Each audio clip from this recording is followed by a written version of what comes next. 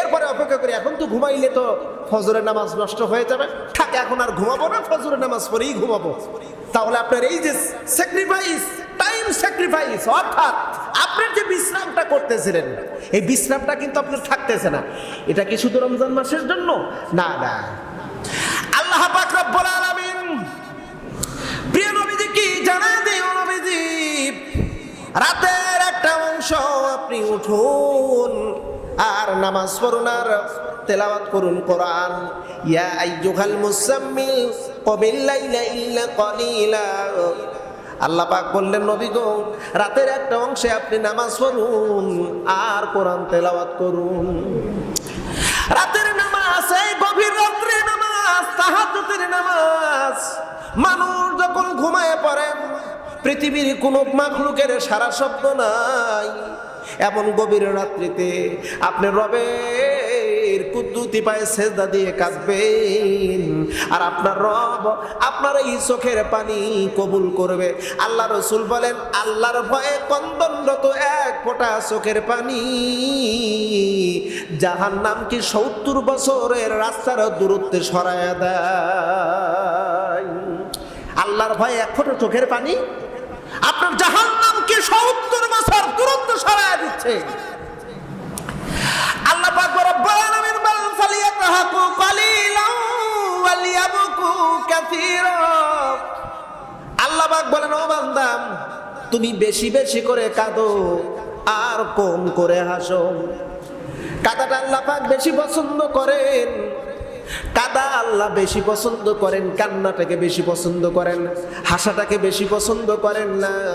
অথচ আমাদের ভিতরে হলো যত হাসতে পারি নাকি তত মন ভালো থাকে, এরকম কথা আছে না সমাজের ভিতরে?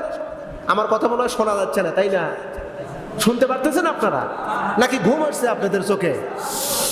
এ মুসলমান, আমাদের সমাজের ভিতরে একটা শব্দ আছে, যে যত হাসতে পারে তার নাকি মন তত ভালো থাকে। আধুনিক অবশ্য কিছু কিছু চিকিৎসা বিজ্ঞানীরা বলেন, যত হাসবে হাত তত ভালো থাকবে। না, এটা ভুল কথা। ডাক্তার তারেক জামিলের বই সুন্নাতে রাসূল আধুনিক বিজ্ঞান বইটা পড়ুন, সেখানে উল্লেখ করা হয়েছে মানুষ যত কাঁদবে তার অন্তরের ভিতরে আল্লাহর ভয় তত বেশি হবে, আর আল্লাহর ভয় যে অন্তরের ভিতরে আসবে, ওই অন্তরওয়ালা ব্যক্তির ভিতরে মহামারী কঠিন কোনো দুরারোগ্য ব্যাধি জন্ম নেবে না। আল্লাহর ভয় যে অন্তরটা তৈরি হয়ে গেছে, ওই অন্তরালার ভিতরে, ওই শরীরের ভিতরে মহামারী দুরারোগ্য ব্যাধি সৃষ্টি হবে না। কারণ কেন সৃষ্টি হবে না, এ ব্যাপারে আল্লাহ পাকের পরিষ্কার বার্তা আছে। অনুনাসিলু মিনাল কুরআন মা হুয়া শিফা। আল্লাহ পাক বলে, আমি কোরআন নাযিল করেছি মানুষের রোগ নিরাময় করার জন্য। ও বন্ধু, এই কোরআন নাযিল করা হয়েছে রোগ নিরাময় করার জন্য। মানুষের রোগ হলো দুই প্রকার, শারীরিক রোগ মানে বাহ্যিক রোগ, আর আত্মিক রোগ। দুই প্রকার রোগের সমাধান করার জন্য আল্লাহ কোরআন নাযিল করেছে। হয়তো আমরা নিয়ম জানি না, নিয়ম বুঝি না, আবার যদি কেউ নিয়ম বলে সেটাও আমরা মানি না, যার কারণে অসংখ্য রোগ ব্যাধি এখন আমাদের শরীরের অঙ্গ প্রত্যঙ্গ যতগুলো আছে তার চাইতে আমাদের প্রত্যেকটা অঙ্গ প্রত্যঙ্গের ভিতর রোগ ব্যাধি হলো বেশি। তার কারণ হলো আমরা নিয়ম জানি না, নিয়ম বুঝি না, মানার চেষ্টাও করি না, যার কারণে আমাদের পুরো শরীরের ভিতরে শুধু রোগ আর রোগ। ডাক্তারের সাথে আমাদের চুক্তি, এই জন্য ডাক্তারও বেশি। ডাক্তার জানে যে এখন মানুষের শরীরের ভিতরে রোগ ব্যাধি বেশি। সামান্য একটু ব্যথা হলেই দৌড় মেডিকেল হাসপাতাল, সামান্য একটু হাসি, সামান্য একটু কাশি, সামান্য একটু জ্বর, পায়খানা একবারের উপরে 2 বার, দৌড় দাও ডাক্তারের কাছে। এখন আমাদের অবস্থা এমনটি হয়ে গেছে, আল্লাহর প্রতি বিশ্বাস আর কোরআনের প্রতি বিশ্বাস এইটা আমাদের নাই, তাওয়াক্কাল নাই আল্লাহর উপরে, যার কারণে আমাদের প্রতিনিয়ত মুসিবত। শুধু রোগ ব্যাধি নয়, শুধু শারীরিক রোগ ব্যাধি নয়, আমাদের প্রত্যেকটা জায়গায় রোগ ব্যাধি দ্বারা পরিপূর্ণ হয়ে গেছে। ও বন্ধু, আমি যে কথা বলতেছিলাম, রমজান মাস, আল্লাহ পাক রব্বুল আলামিন বলেন, বান্দা তুমি তোমার রবের পক্ষ থেকে আদেশগুলো শোনো। আল্লাহ পাক বলেন, নিশ্চয়ই আল্লাহ পাক বলেন, ইন্নাল্লাহা ইয়া'মুরুকুম আন তু'আদ্দুল আমানাতি ইলা আহলিহা।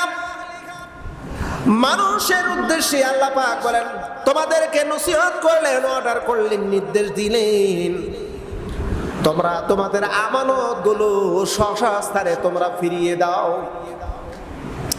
ইন্নাল্লাহা ইয়া'মুরুকুম আন তু'আদ্দুল আমানাতি ইলা আহলিহা।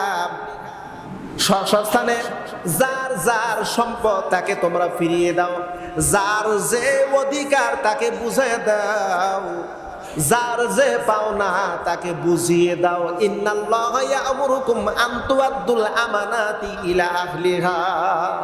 যার যা বুঝ তাকে দিয়ে দাও, যার যে সম্পদ তাকে দিয়ে দাও, যার যা মানত তাকে তাই দিয়ে দাও, যার যা অধিকার তাকে সমভাবে বন্টন করে দাও। এটা আল্লাহর হুকুম। জোরে বলুন, কার হুকুম? আর একবার জোরে সরে বলতে হবে, কার হুকুম? এই হুকুম শুধু আল্লাহর হুকুম বলতে এখানে আমরা জানিও আল্লাহর হুকুম দুই প্রকার, ফরজে আইন, ফরজে কিফায়া। এটা হলো ফরজে আইন। ফরজে আইন এটা